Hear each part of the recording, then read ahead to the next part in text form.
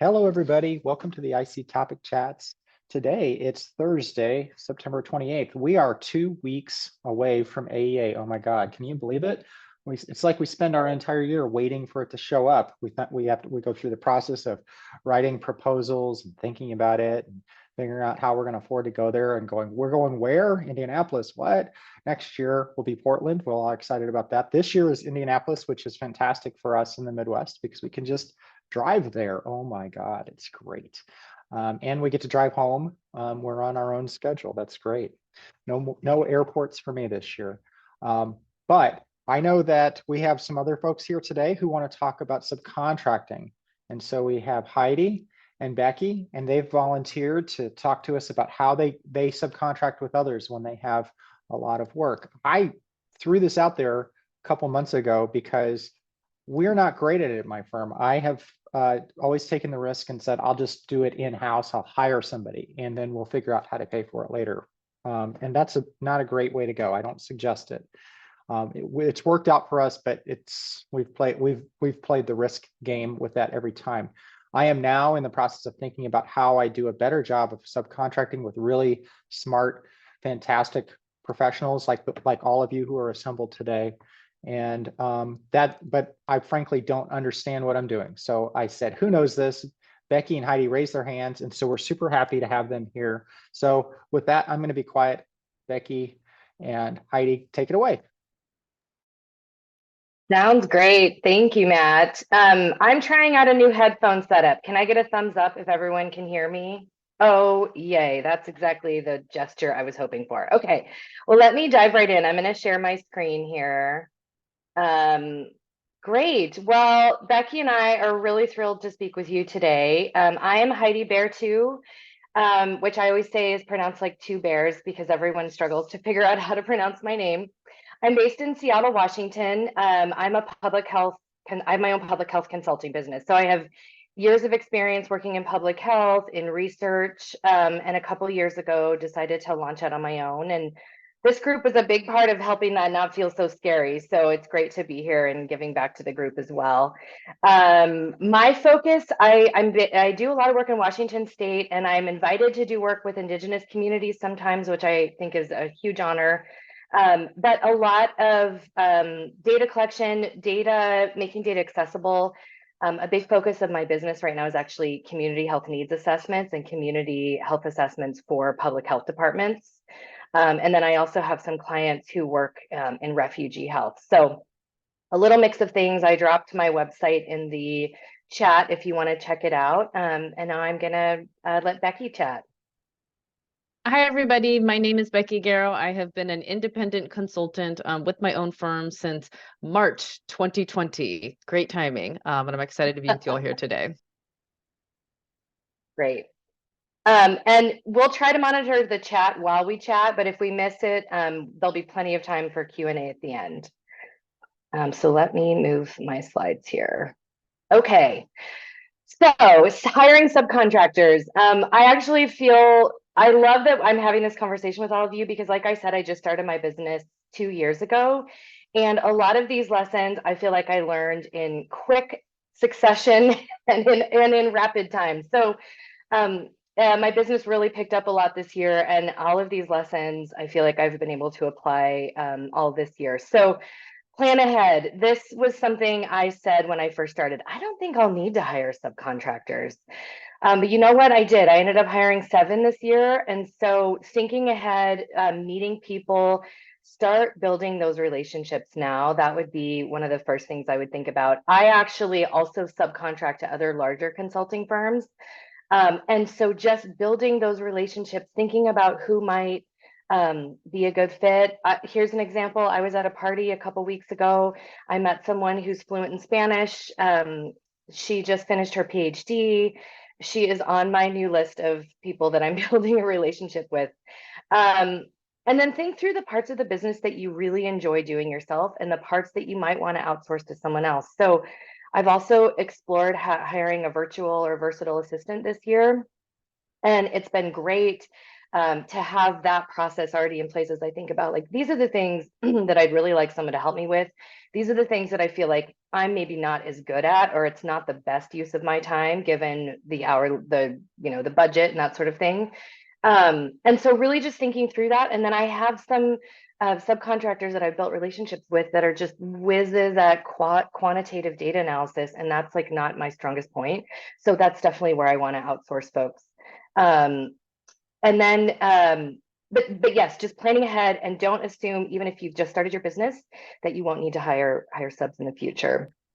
And I'll just add on to that. It's always good to have sort of like your bench, right, of people that you can call on in case of an emergency. So when you get to the point where you have the work and you can outsource these things that maybe aren't your favorite tasks to do. I know Heidi likes to outsource the quantitative data. I actually prefer, when I can, to outsource the qualitative data analysis, although I like doing the qualitative data collection. That's really important. And just a real world story, about 3 weeks ago, I came down with COVID and I had a series of tribal focus groups that I was scheduled to conduct, and I had a bench of players. So even though I was not cleared for return to work, I was able to call people and within 10 minutes sort of salvage that project. I don't even want to say salvage, like really help that project thrive. There was no disruption services to the clients. Our participants felt really taken care of because we had built that bench and had a team of people that we could call on quickly who we knew were available. So other independent consultants, just like folks on this call. Yeah, great. Contracts and payroll. So the other thing that often comes up, especially if you're new and your business is small, you might think, I'm not hiring an employee. That's why I want to hire a subcontractor. I don't have to do all this paperwork. Or it's my friend, it's my really good friend. We went to college together. Like, we have a great understanding. I don't think I need all of this. You will need all of this. And I highly recommend thinking through a lot of these. So contracts, teaming agreements, Kelly Fitalt, I think she's on this call, sent me some examples of some like task order and other agreements that she uses with subs, which is super helpful. So reach out to others who have some of these things in place. Contract language is huge. I have gained so much from borrowing other people's or adapting other people's contract language, including that intellectual property language. So what are your subcontractors going to be able to keep as their own IP? What is IP for your business? I think that's really important. Deliverables versus hourly. Becky and I were talking a little bit about this as we were planning. I build most of my budgets deliverable based, and most of my subcontractors right now are actually professors and have full-time jobs, and they're doing subbing on the side for me because they really like this additional work and they like the work we're doing. So I end up having just kind of a deliverable. I tell them this is what we need to do. This is the dollar amount I have for you, and I pay them that no matter what. But I'm trying to do some more additional hourly work too, and thinking about how to track those hours. So I'm learning this as I go. Non-compete agreements. Some states this isn't legal, so that's important to understand. And then thinking about how to pay them. How do they want to get paid? Do they want, I have a visual designer I work with and she wants Venmo. So I set up a business Venmo account. But most people I try to pay directly through their bank if that's something they're able to do. I have a payroll company that I use for my business. I use Gusto. And so I can set it all up in Gusto and just pay the subcontractors and it goes straight to their bank account like a normal paycheck would. And it's great. And then it tracks it all for me. And at the end of the year, when I need to do the 1099s, it's all available. Becky, I know you have lots of good things to add to this slide too.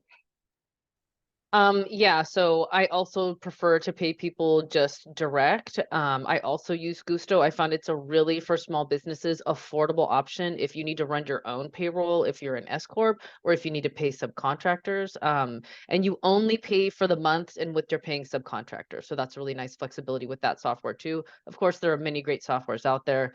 Gusto is not paying us to promote them, so maybe they will someday though. I also wanted to say, just thinking about that deliverable versus hourly contract agreement, if you are working with a new subcontractor, My recommendation is to have a pause point at a certain number of hours. I actually just hired somebody from this IT TIG group, and we had her pause at the 3-hour mark. So once she had done about 3 hours of work for me on a report, we stopped. She sent me what we had done. We talked about it, made sure that I was a good fit for her. She was a good fit for me. We were working well together. She was able to deliver on the items that we were expecting from her.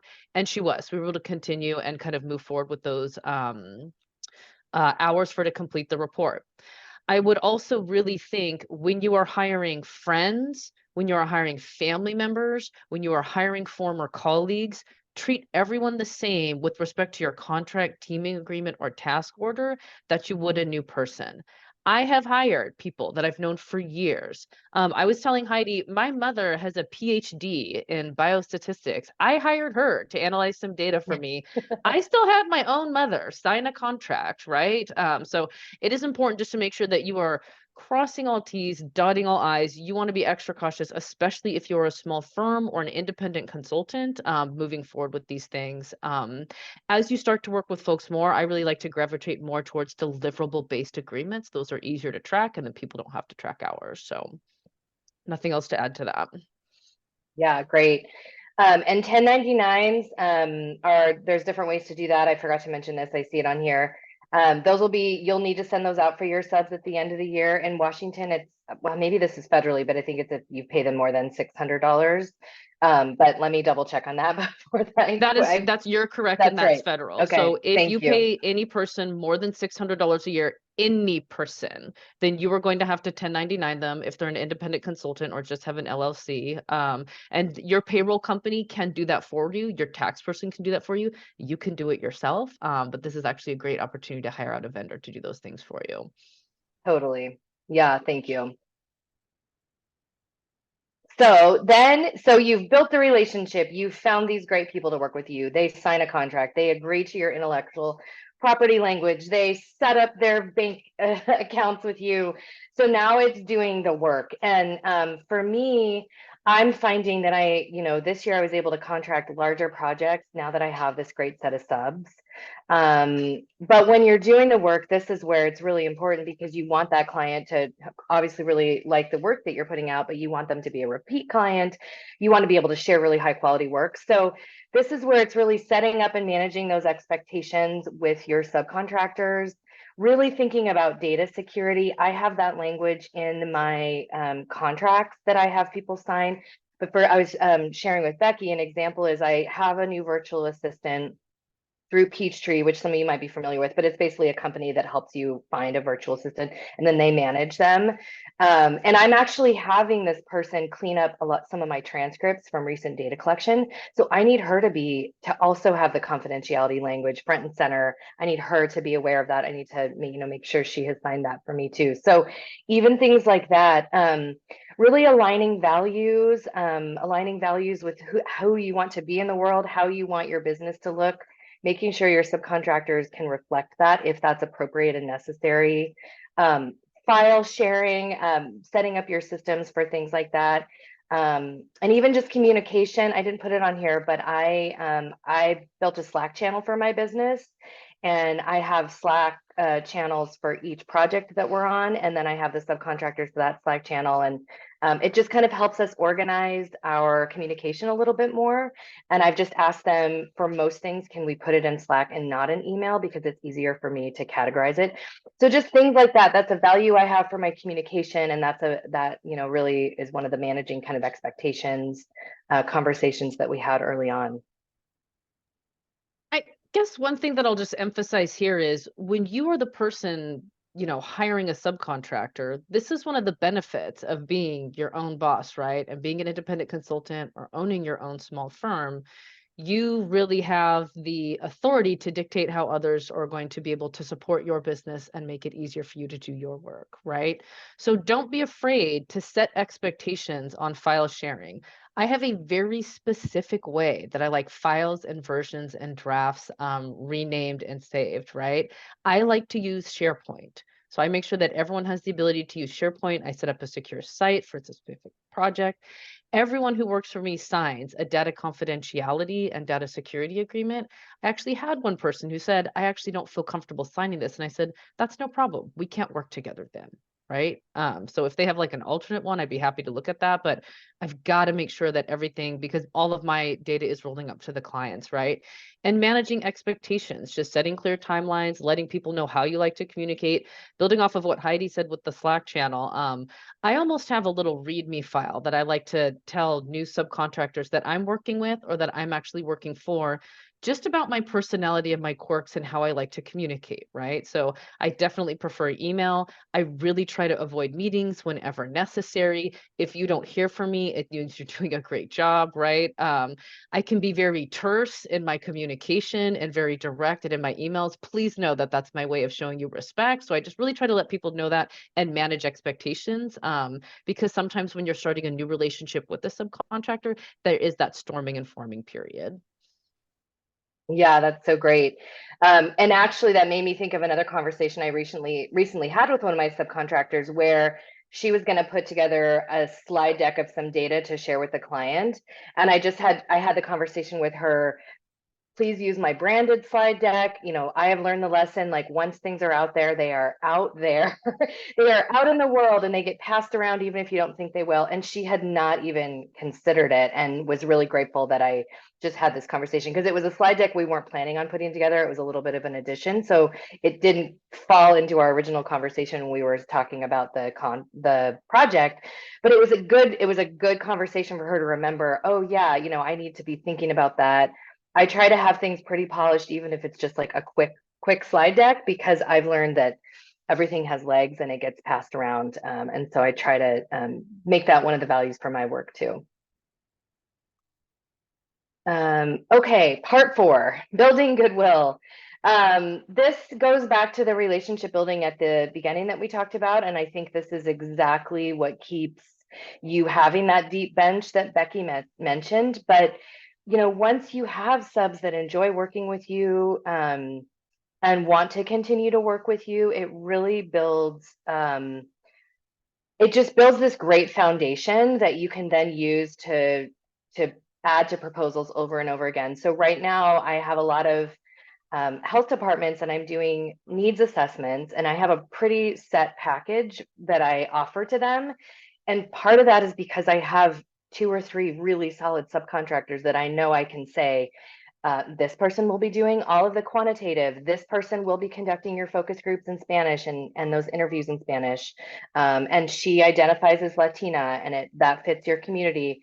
Having that already in place, and they're excited to continue working with me, has allowed for me to really build that. So I think just continuing with that, building goodwill. And I think all of us as independent consultants know that relationships are kind of central and key and core to all of our work anyway. And this goes great. This applies to subcontractors too. I'd also said at the beginning, I'm not doing it as much now, but I do subcontract myself to other larger consulting firms. And this is part of that too. So continuing to build really good relationships both directions, both as you bring subcontractors on, and as you maybe subcontract out. I like the experience of subcontracting out to others because it gives me just more insight into how other people run their business and how other ways of doing things that I can bring back to my business. You know, when Heidi and I were talking about this presentation, I think we both just agreed there is enough work for everybody, right? Like we really don't think of this independent consulting TIG as like competitors. We think of you as colleagues. There's enough work for everybody. It is okay to share some of the work. You don't have to do it all yourself if your time money balance, right, is kind of getting a little off kilter. I think for a lot of people, maybe younger in their independent consulting career or just in their evaluation career in general, you may not be making a lot of money and you have a lot of time. So you can really dedicate to yourself to these things.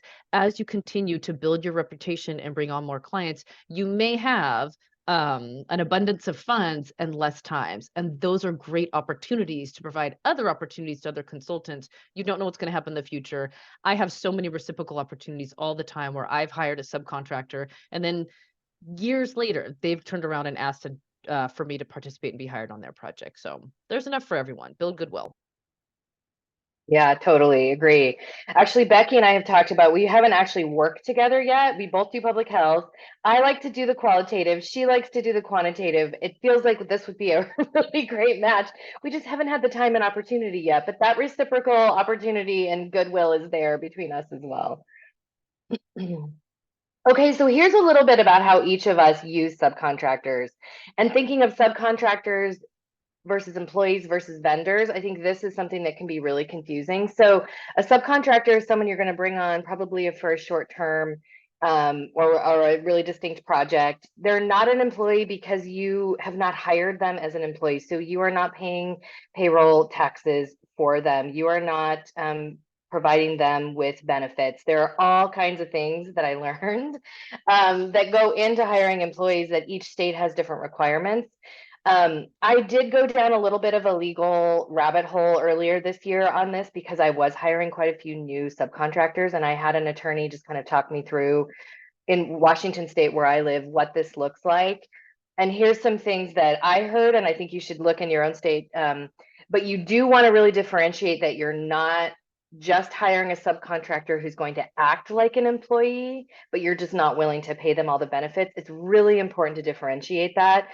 One of the things my attorney said is, don't give them a proprietary email that fits your business. Make sure they have their own business license in your state. I actually have asked my subcontractors to also get their own liability insurance. So I have them file, I asked them to get a business license in the state of Washington and then have their own insurance as well. And they've been willing to do that. And that just helps differentiate and show that they are essentially, I'm hiring a unique business to support my business.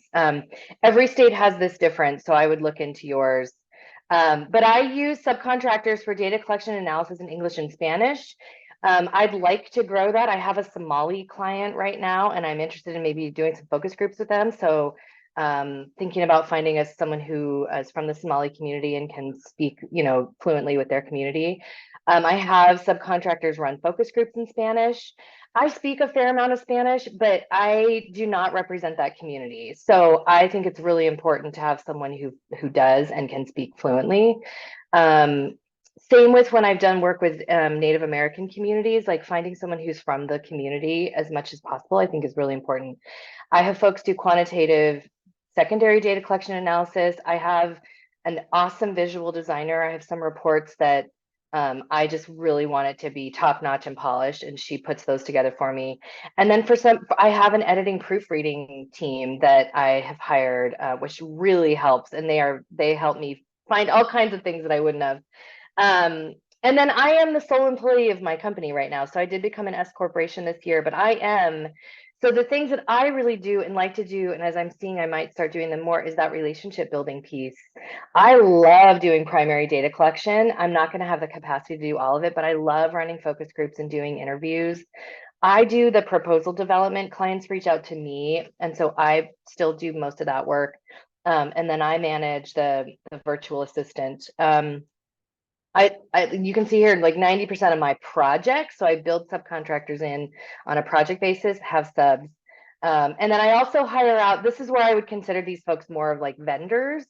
I hire out folks for legal advice. So I have an attorney that I contact if I need to. I have an accountant and a bookkeeper. And then that virtual versatile assistant, I consider those folks vendors. They are distinctly running a completely separate type of business and expertise than mine. And so I think of that a little bit differently. I will say too, some of the like the accountant that I'm working with, she or maybe it's the bookkeeper, actually, and Becky recommended the bookkeeper to me. The way they describe their corporation, they don't need to send me a W-9, whereas I do need a W-9 from all of my subcontractors. So still learning how some of that stuff works. And Becky's slide, let's see, here we go. And I guess I'll just add one thing, actually, if it's okay, to your previous slide, Heidi. We Sure. had a really good talk about the differences between employees versus subcontractors. look at your state. This is really, really important. I'm in California. We have very strict rules, especially starting January 1st, 2020 with the AB5. It was known as the Uber Lyft law, about the gig economy, right? About who can be hired and what distinguishes an employee from a subcontractor. But something I think that we don't talk about often too is that, Heidi and I used to work for other agencies. And so when I was working as a nonprofit, as a supervisor or a director, part of my job was to provide mentorship and coaching to staff, right? To the staff that were reporting to me. It's a fine line when you're doing that with subcontractors. Really, if you're my personal thought is if you're hiring a subcontractor, this is an expert in the field. If somebody was requiring too much direction, too much mentoring, too much of your time, those are things that you're not getting paid for. So if you want to volunteer to do those things, that's amazing. But be conscious of your time and your money and what you're spending with some of your vendors, right? Okay. So subs versus employees versus vendors. So I know that Heidi talked about a certain percentage of her projects. Is it 80% or 90% of your projects, Heidi, have subcontractors? 90%, yeah. 90%. So I operate a little bit differently. There are some projects that I have a designated sub on there. A lot of the time, same thing when we're doing Spanish language focus groups or surveys or data collections. I have a bilingual, bicultural team that I rely upon to help me with those things. They're written into the contract from the beginning. But I am also the sole employee. So my work really ebbs and flows. September is usually a very busy time for me because it is the end of the federal fiscal year. And many of my clients start freaking out that they have extra money and they don't know what to do with it. I'm like, hey, you need a little bit of valuation? We can help you with that, right? So I actually have people that I call upon for surge capacity in September to help some of our clients responsibly spend down some of their federal fiscal dollars by the end of the year because it's use it or lose it for many of them. So that's something to think about too. I really only use subs when I'm feeling I don't have time to do this. I got a new exciting opportunity that I really want to take that may be short term and someone can help me with this longer term project while I kind of build up my time for this new project. So I also use subcontractors for data collection and analysis in Spanish, some qualitative data analysis. Any multivariate statistical analyses, I usually handle the univariate or the bivariate statistical analyses. I have a team of people also that I have helped me copy edit reports, review evaluation plans I've drafted. Again, because I'm the sole employee, it's really helpful for me to have other evaluators look, not only for copy editing, but what did I miss? What are some great survey tools that you've used in the past? What are some variables that we can maybe add to this? Pulling together reports into a draft that is 80% of the way there. This is something I have personally found very valuable. Again, in September, a lot of final reporting is due for that federal fiscal year. I have a lot of federal clients. So being able to hire other evaluators and say, here's the data. Here's the draft of the report. Here's what last year's report looked like. Can you please just put something together? Get me 80% of the way there. Just having someone start from that white blank piece of paper and get it 80% of the way there, and then I can finish it up. Hugely valuable to me. And then I spoke again a little bit earlier today, just having people with surge capacity who can facilitate in-post and focus groups when I come down with COVID was really helpful. And somebody, I think I want to answer this question now because I think it relates. Should the subcontractor propose the contract or does the hiring entity do it? I want to distinguish between a contract and a scope of work. So oftentimes a hiring agency, like I'll come out with a scope of work and I'll say, I need someone to do this. Do you have the capacity? But I've had clients come to me and say, we kind of need to do something. We don't know how to talk about this. Can you come up with the scope of work? So there's a scope of work, and that is usually an addendum to the contract.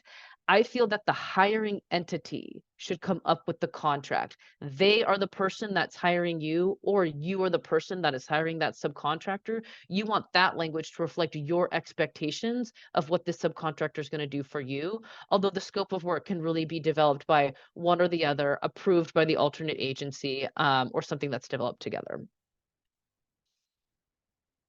Yeah, that's great. Thank you, Becky. And I think that contract, scope of work, task order, all of those things are really helpful to think through.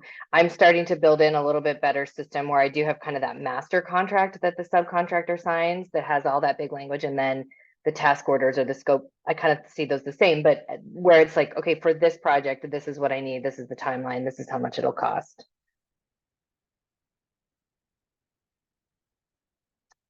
So our top 5 tips. Consider subs long-term and for emergencies. I think Becky's unfortunate COVID example is a great example of that. I mean, it is going to happen, especially if you're you're the sole employee of your company. I think that's important to have that. Have your documentation in order in advance of hiring. So just thinking through the contracting thing we were just talking about, your scope of work, all of that, your data confidentiality language, intellectual property, how you want to think about that. Continuously nurture your referral and contracting network. I mean, that's part of what this call is doing too, but it can totally be other business owners. I was just actually, Jenna Sethi and I were meeting last week, and I mentioned I have kind of a nice bench of really high level qualitative analysts, and that was exciting for her to hear. So just being able to share references like that, you know, a lot of our work is done virtually, so they can be all over the country, all over the world. Try to keep the work you enjoy doing, and share, and then, you know, sub out the rest. I know Becky has some good examples here of how she does this. I have yet to hire subs to do anything personal, but I can see that being really beneficial. Like if you're planning some kind of an event, or you need someone to find gifts, Christmas gifts, or I don't know. I think there's lots of good examples. So I have yet to do that, and I'd be curious to hear others. And then hire the best. It's worth it. And we talked about this a lot when Becky and I were preparing this presentation. For me, and I think for both of us, but for me, this also really fits hiring people who are culturally competent and appropriate for the work you're doing. When I go into communities and I'm working with undocumented migrant workers from South America, Central America, I want them to feel comfortable speaking with someone who represents the broader culture that they come from, that speaks their language fluently. It's already a huge honor to me that they are even willing to talk to us in a focus group setting. And so I think it's just really important to make them feel as comfortable and as heard and validated in their data sharing. So for me, that's hiring the best. I pay someone, she's more expensive than some of my other subs because she's worth it, and she does a lot of extra work to make our end product really good and to really engage with those folks on a really meaningful level. Nothing to add there, although I will say, you know, you can think creatively. So I guess there is something to add about the types of subcontractors that you're using, not only for your work, but I really dislike gift giving. And so I have also hired a personal assistant to do just some basic things for me so that I can focus more on my work or just other extracurricular activities that I'm excited for. So she purchased my grandmother a birthday gift, and my grandma totally loved it because my personal assistant is awesome. I've had this person like organize old photo albums that my dad is sending me. So just anything that you have in the back of your closet that's taking up room in your house or in your mind or in your office that you can hire someone else and provide that economic opportunity to somebody. It doesn't all have to be evaluation work. So think creatively about the types of people that you are hiring. Yeah, I loved when you shared that, Becky, actually, when we were preparing, and I was like, oh, I should think of some more things, because definitely when you listen, you hear other business owners talk, a lot of it is like clearing that headspace for yourself so you can spend your time and energy building your business. Great. Well, I see there's a lot of things in the chat and I haven't been able to look at them. So we'll go to questions now. But here's our information. Becky's in California, like she said. I'm in Washington, I'm in Seattle, but I work all over the country, all over the world. But I'm largely working in the Pacific Northwest right now, which I've been really enjoying, keeping my focus local. You can find us at our website. Yeah, and now I'll just stop sharing and we can kind of go into some of the chats. I'll throw some questions out there that I know I've been trying to keep a track of. Both Jason and Claire want to know about international subcontracting, and if you have any tips around that, particularly with regard to Mexico. I don't. Becky, do you have any? Are we going to keep recording this? I was gonna just ask some of the questions that I see, and then I'll stop recording when as soon as we get through some of the initials. Okay. No experience personally hiring somebody internationally, although we have hired international clients as a part of a nonprofit I worked for. We're not the people to ask about that. We had a question in the chat also about time commitment to managing subcontracts. Do you have any kind of a sense for how much of your time is focused on kind of coordinating all these other people doing the work for your company? I have an opinion on that. So I think if you are hiring the best, your time spent managing them should be minimal. You should be hiring other people that are the same quality and caliber as you are. The reason you're paying top dollar is that they're giving you the best work. So you get what you pay for. 100% agree. I make every effort to hire folks that I feel like are completely independent on their own and can do the work. They don't need a lot of instruction. I also, like Becky, I don't like to have a lot of meetings. I don't have a weekly meeting with my subcontractors. We have some regular meetings depending on the project, but I 100% agree. The only person I'm now really kind of managing a little bit more, for lack of a better term, is my virtual assistant, because she's doing a lot more kind of small task things. But that's actually all I want. I don't want anyone else at that level that I'm managing like that. I really appreciate hiring people who are completely competent on their own. And a lot of my subcontractors are full professors at local universities, and they have families and all kinds of things. So they're busy. One of them, she loves to do the work at midnight. That's fine. That's great. She does that. And then, we can meet up when she needs help. But I totally agree with Becky. I want to reinforce something you all said with regards to making sure you understand your state and perhaps also the federal laws. I usually write my subcontract language into my for when I'm working with a university or something like that. If I'm putting the contract out there, if I'm working with a nonprofit, here's how I'm a contractor, subcontractor, I'm not an employee. And I would do the same thing if I have subcontractors as well. So I think that was great that you guys commented on that, because I was going to, if you didn't. My question, which I'm not sure I put it in the chat. I'm not sure you guys covered this, but how do you figure out how much to pay your subcontractors? Is there a different formula you're using, or is it based upon the same way we talked earlier? I've talked in different sessions about, here's my hourly rate, here's how long it's going to take, a deliverable basis. If you get a contract for, like, say, $60,000 and you want to do a lot, you want a subcontractor to do most of this or something, are you giving them most of the 60,000? Are you giving them half? I mean, how do you determine how much to give a subcontractor? Just really curious about your thoughts on that. I will go first, if that's okay, Heidi. I would say Sure. this is like the Smokey the Bear philosophy again. Only you can decide how much of a contract that you want to subcontract out. It depends on your other workload. If you have only one $60,000 contract, you probably want to retain most of that for yourself. If you have 10 of them, you may want to subcontract out the majority of it, just kind of retain a profit for yourself, right? In terms of the hourly rate, though, this is very important. I will speak to California. One thing that designates a California subcontractor from an employee is that the subcontractor dictates their own hourly rate. So I tell people what my hourly rate is. And if they say, oh, I'm sorry, we only want to pay this much, then I say, then you cannot afford me. You will have to find someone who has a lower hourly rate, right? So I will ask people, what is your hourly rate, so that I can build it into my subcontracts. And once you've built that bench, you know what other people's hourly rates are. I'm sure there'll be some fluctuations year to year as people give themselves raises and account for inflation. I hope we are all doing that. But I think that's important. The subcontractor will dictate what their hourly rate is in California. Yeah, it's similar in Washington. And Matt, I do two different things. So a lot of my proposals, I build the proposal and I already have the subcontractors identified for that proposal, and they tell me their rate. And so I build that into the proposal. And so and then I build on, I'm still trying to figure out what my additional overhead looks like percentage wise, so I build them straight into the proposal. And then I know from day one, and they know from day one, you're getting X number of hours at $200 an hour. And if you get it done faster, great, kind of the deliverable days. If you need longer, we can talk, but I'm pretty strict on, like, this is what we've agreed on.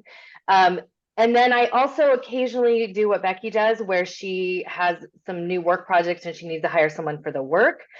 And then I will negotiate an hour with someone, so an hourly rate. So for example, I recently had a bunch of just qualitative coding. They didn't even need to clean the transcript. The data was already collected.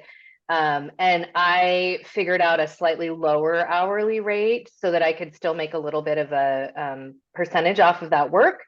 And it was less technical than some of the other things. And then they agreed on that rate, and they did that work kind of last minute. So, but that was within a range of a rate that they still proposed to me. So that's also something I will ask for from subcontractors.